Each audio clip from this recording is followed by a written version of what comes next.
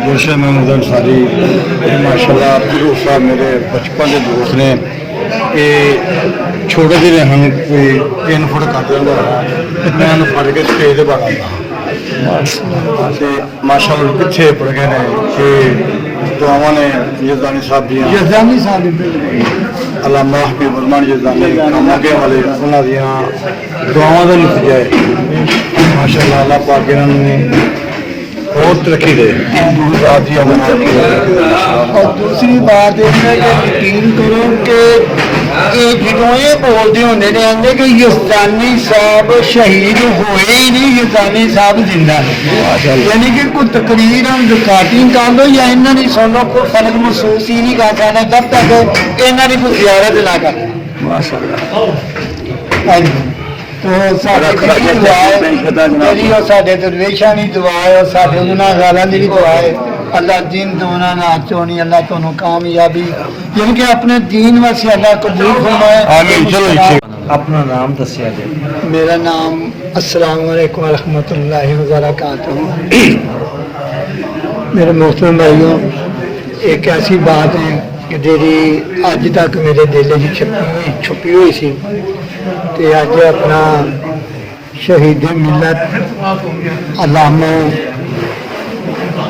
हबीब रहमान यज़दानी साहब रहमतुल्लाह अलैह दे जान नशीन अब्दुल रूह यज़दानी हाफिज़ुल्लाह ताला।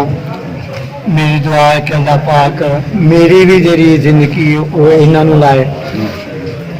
बात यह है कि यज़दानी साहब रहमतुल्लाह अलैह जा एक प्रोग्राम से गुजरां के अंदर वो बात है जब 2-3 दफ़ा उन्होंने साढ़े मुतल्लक जरी ना बात की थी। तो गुजरां दे विच एक ऐसा पिंड का कि नहीं मुझे पता कि जगह, लेकिन मुझे इन्ना पता है कि जर्सी के अंदर चलो पिपली वाला तो मैं उस जर्सी के अंदर ना शामिल सा। ये नौजवान यंग सी तो यज़दानी साहब पिछे तशरीफ फरमा सन। इन्होंने ने तकरीर की तो ऐसी तकरीर इन्हें की तो यज़दानी साहब रहमतुल्लाह अलैह ने इन्हों नौजवान शाबाश दी और दिल दियां ਵਧਾਈਆਂ ਦੇ ਨਾਲ दुआ भी बहुत ज़्यादा दी और नाले बात कही तो मेरे तो बाद अगर यज़दानी होएगा तो अब्दुल रूह यज़दानी होएगा। मेरी दिली दुआ है कि अल्लाह से नौजवान दिल दुनिया का चोनी तरक्की का फरमाए।